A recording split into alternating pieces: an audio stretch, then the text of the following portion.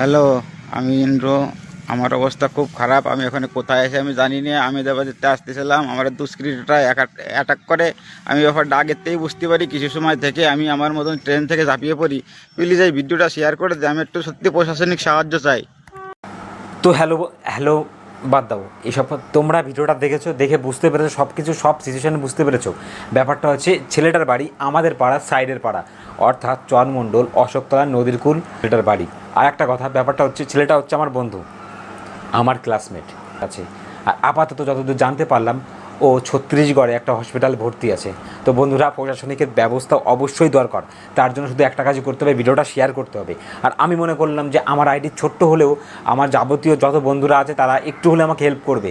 শুধু একটা শেয়ারের মাধ্যমে ও ভালো করে বাড়ি চলে আসতে পারবে। আপাতত জানা গেছে ও ছত্তিশগড়ে একটা হসপিটাল ভর্তি আছে, কিন্তু প্রশাসনিক ব্যবস্থা অবশ্যই নেবে যদি তাদের চোখে পড়ে।